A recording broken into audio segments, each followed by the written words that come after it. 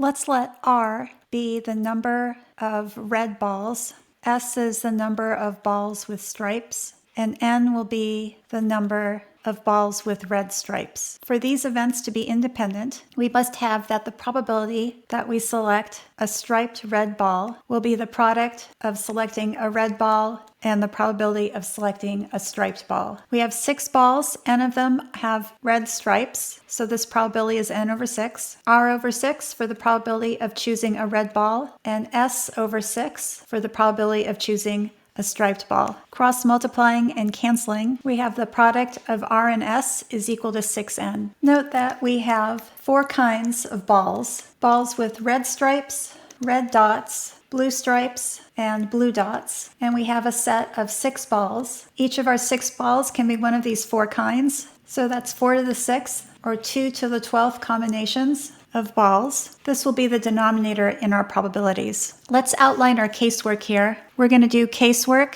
on the variables R and S. The first case will be R is equal to 0 or S is equal to 0 or both. The way we'll count it is we'll set R is equal to 0 and S can be anything from 0 to 6 and vice versa with S equals 0 and R can be anything. Notice that we're counting twice the case where R equals 0 and S equals 0. So we'll use the principle of inclusion and exclusion to subtract this one case that we've counted twice. Our case 2 will be R equals 6 or S equals 6. So for example, R equals 6 and S can be anything, and vice versa. And again, we'll need to correct for overcounting. We're going to double count where R is 6 and S is 6, so we'll subtract that. From these first 2 cases, we're also going to double count the cases where R is equal to 0 and S is equal to 6. We'll have that up here and then also down here, so we've counted that twice. And we're also double counting R equals 6 and S equals 0. So we'll subtract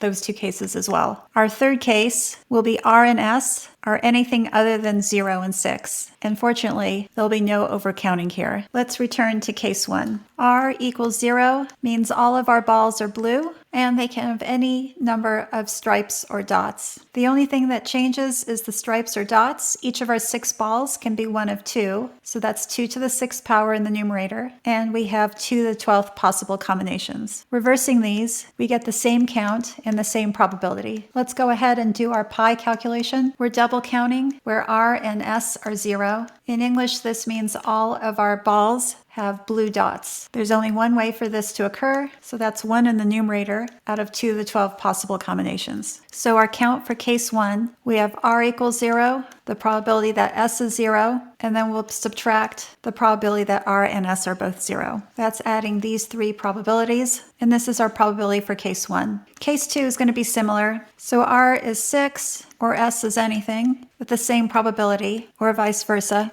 And then we subtract the double counted case where R and S are both 6. That's all red stripes. So that's 1 out of 2 to the 12. These numbers are the same as what we had for case 1, so we have the same probability for case 2. Now we need to find where these 2 cases overlap. That is where R equals 0 and S equals 6 gets counted twice, or vice versa. Finding the probability that R equals 0 and S equals 6. This is the case where we have all blue stripes. That's just one outcome out of 2 to the 12. And we have the same calculation for R equals 6 and S equals 0. Let's go ahead and add up cases 1 and 2, and we'll subtract the overcounted cases. So we have 2 of these, and we're going to subtract these 2. And we'll simplify, keeping 2 to the 12th in the denominator in case we need a common denominator with case 3. So let's calculate case 3 now. Again, our equation is 6 times N is equal to R times S. We can get a multiple of 6 when R is equal to 2 and S is equal to 3, and vice versa. This gives us N is equal to 1. For our 6 balls, one of them is red and striped, and we have 2 reds, so that means our other red ball is dotted. We have 3 balls with stripes, so the other 2 must be blue, and so we must have 2 balls with blue dots. And we'll calculate the probability of this outcome. In our numerator, out of the 6 balls, we choose 2 of them to be blue with stripes. Out of the remaining 4 balls, we choose 2 of them to have blue dots. And then the remaining 2, can be red stripes or red dots in either order. And our denominator is 2 to the 12th again. And we'll simplify,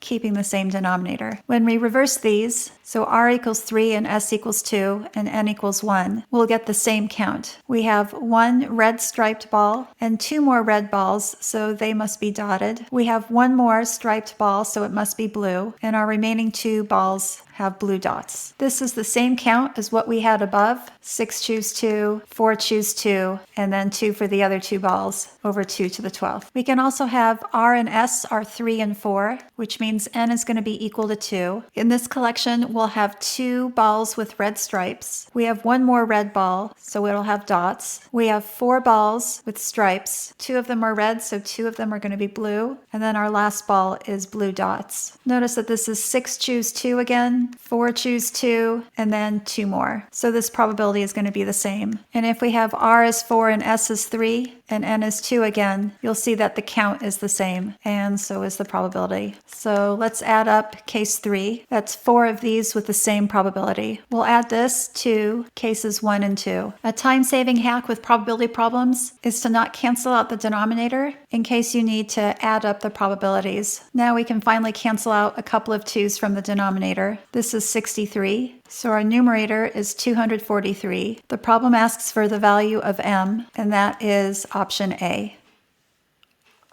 If you'd like me to solve any other math contest problems, please leave them in the comments.